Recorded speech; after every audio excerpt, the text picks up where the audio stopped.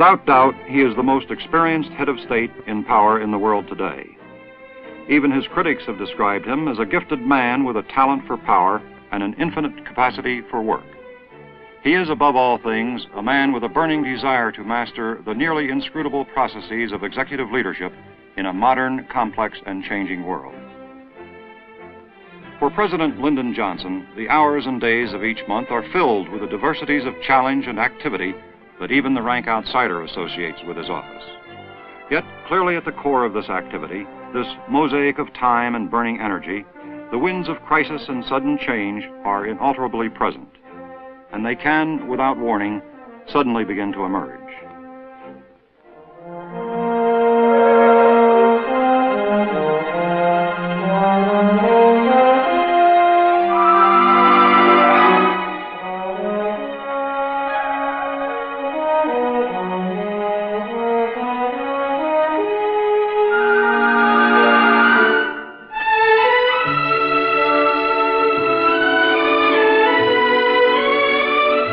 On June 2nd, 1966, President Johnson and his family came home to the hills of southwest Texas and their LBJ ranch.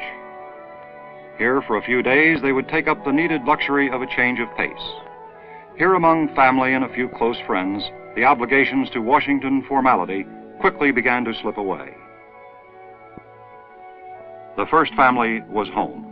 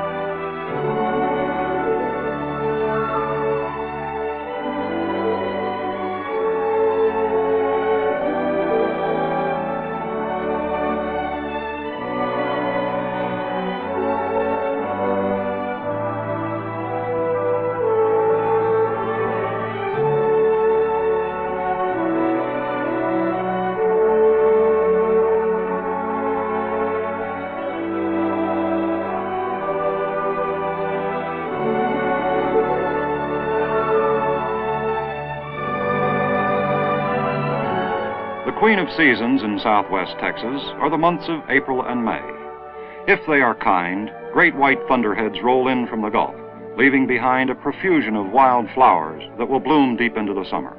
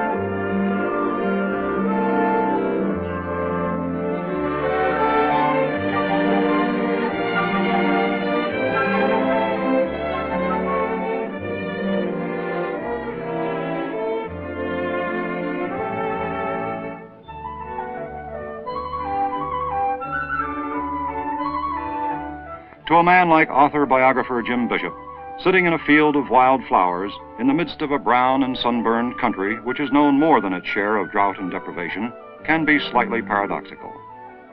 But Lyndon Baines Johnson was born to a land of extremes.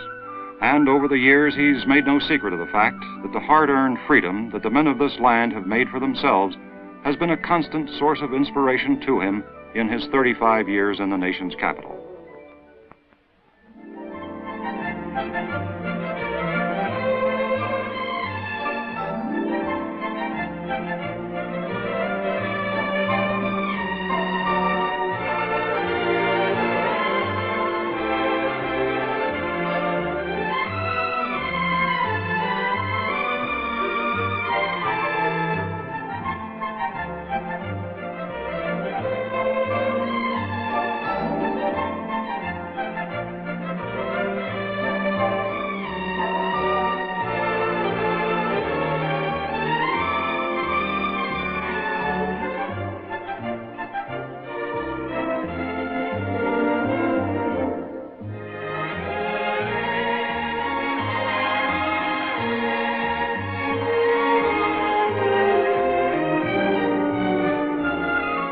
Over the years, the President has become his own best judge of the kind of schedule he can maintain. He knows keenly when it's time to stop and rest. It's then that he comes home. But he is very rarely alone. News of his comings and goings is in constant demand throughout the news capitals of the world. It's this same swiftness of news gathering in today's world that the President uses to satisfy his own constant need to be informed.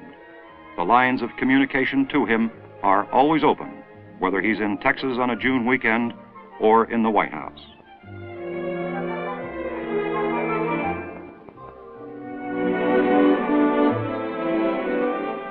On Saturday evening, June 4th, President and Mrs. Johnson left the LBJ ranch for a short helicopter ride into Austin.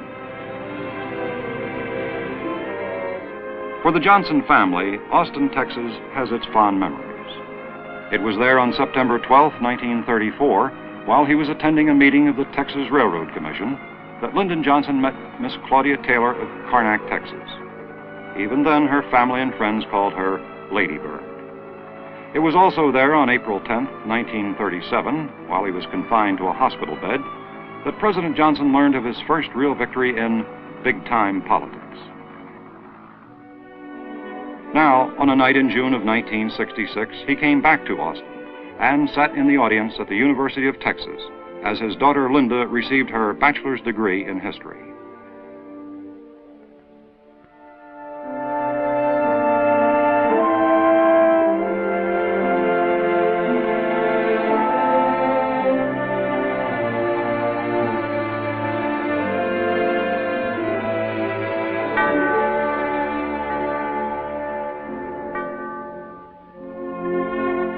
The President's political ambitions had been spawned here in Texas in the midst of a Great Depression.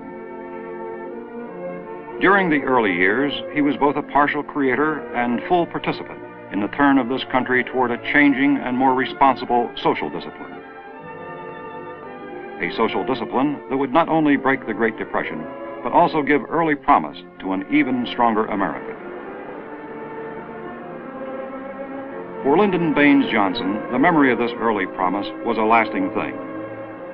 In time, it gave birth to one of his fondest dreams, the challenge of the Great Society. But in June of 1966, the administration of the Great Society was engaged in, or faced with, a myriad of besetting problems. Farm income was at its highest level in years, yet many farmers were pictured as unhappy at what they supposedly felt was a White House effort to blame them for the high cost of living. Inflation and the problem of keeping labor shortages from producing exorbitant wage demands had become a daily topic for many editorial writers. Despite the fact that he had held 4 more official press conferences than his predecessor had in a comparable period of time, word was also being heard about a communications gap between the President and the people. The problems of integration, big business and unions, a possible crippling airline strike, and the coming of Medicare all loomed on the horizon. But major among them all was the war in Vietnam. Despite these overriding problems, it is perhaps interesting to note that President Johnson took a large portion of time during his first 3 days back from Texas to talk to that certain segment of the population from whom he had always drawn strength, the young. To his presidential scholars, he would issue congratulations and a word for the future. So this afternoon, I bring you more than a medallion to mark your honor. I bring you the pride and the hope of a nation that cherishes excellence and commitment, and that has never needed your kind of excellence and commitment more than it needs it right now. So we look to you for the qualities of national greatness. Your country looks to your character and to your conviction and to your individual commitment to ideals of democracy and to the works of democracy, without which the ideals are just so many dime store decorations.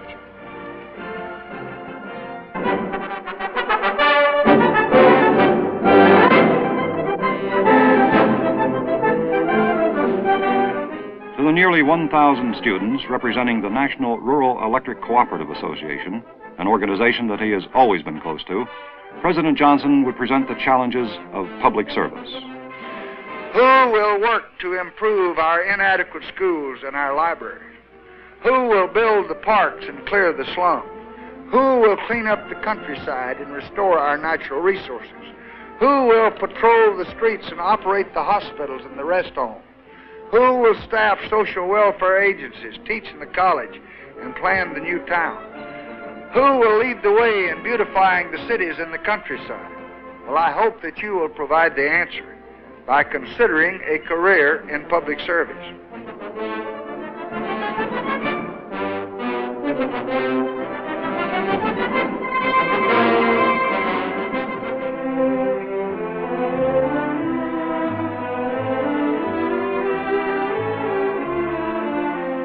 To those talented young men already deeply committed to public service, the seminar students of the State Department's Foreign Service School, a word about the difficulty of change. So I urge you to remember that Americans often grow impatient when they cannot see light at the end of the tunnel, when policies do not overnight usher in a new order. But politics is not magic. And when some of our fellow citizens despair of the tedium and the time necessary to bring change, as for example in Vietnam today, I believe they really forget our history. But there is, I deeply believe, a very rising tide of good sense in the world, and a growing determination to get on with the constructive tasks that are ahead of us. And that is why in the whole arc, from Tehran to Tokyo and Seoul, we are working with the governments and with the peoples of free Asia as they seek increased development and increased regional cohesion. And that is why, with our Latin American friends, we're constantly seeking ways to accelerate the Alliance for Progress. An hour and a half after he had finished addressing the Foreign Service School graduates, President Johnson welcomed President René Schick of Nicaragua to Washington.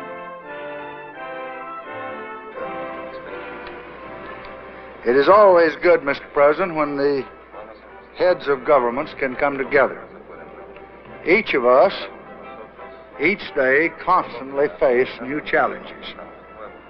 We here in the United States, for example, are now engaged in a great battle to eliminate the last elements of racial discrimination in this society of ours. Mr. President, we're trying so hard to improve our entire educational system in this country, because in every society, education is the ultimate basis for responsible citizenship, for economic growth, for social progress. We are very much determined to keep our land beautiful in the face of an industrial civilization which threatens the landscape and the air and the water. Americans in pursuit of progress have made a monumental hash of their landscape. They have defiled the earth, polluted the waterways, fouled the air, and very nearly destroyed a nation's scenic splendors. Planners and conservationists had long preached the conquest of ugliness, but it had taken a dedicated First Lady to bring this crusade to all American. Philadelphia, June 10th. Mrs. Johnson arrived to accept the second annual Society Hill Medal for her personal contribution to the beautification program of America's major cities, and for her recognition of the Society Hill area itself as a unique renewal area in the United States.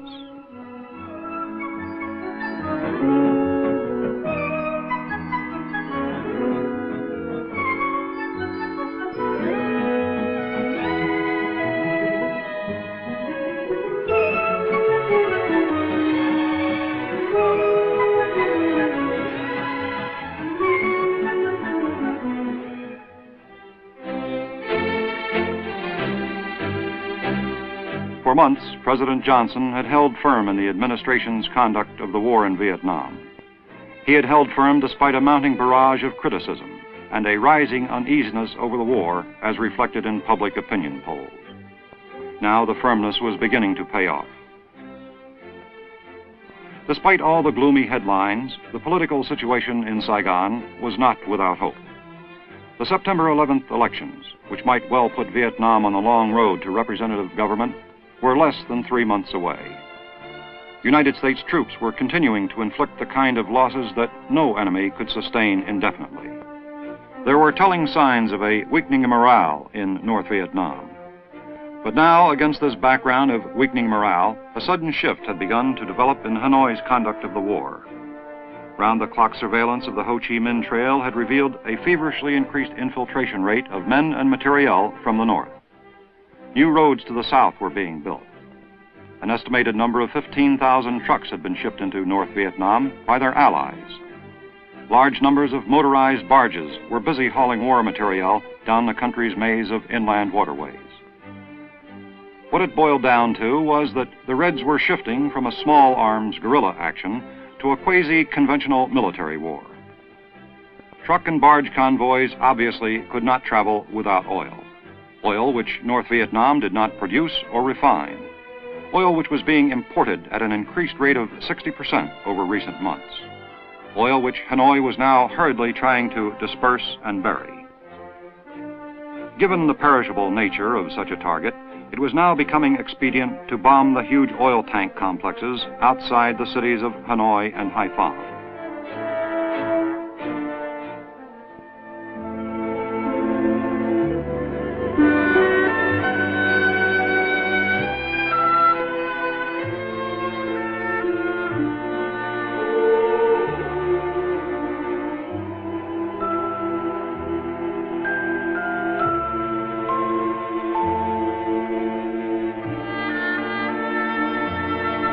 On the evening of June 13th, the Supreme Court paid tribute as its venerable old building became a backdrop for the reception of Lucy Baines Johnson of Washington, D.C., and her fiancé Patrick John Nugent of Waukegan, Illinois.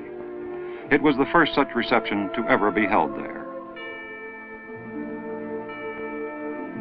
By August 6, 1966, Lucy would become the 8th daughter of a president to marry while her father was in office.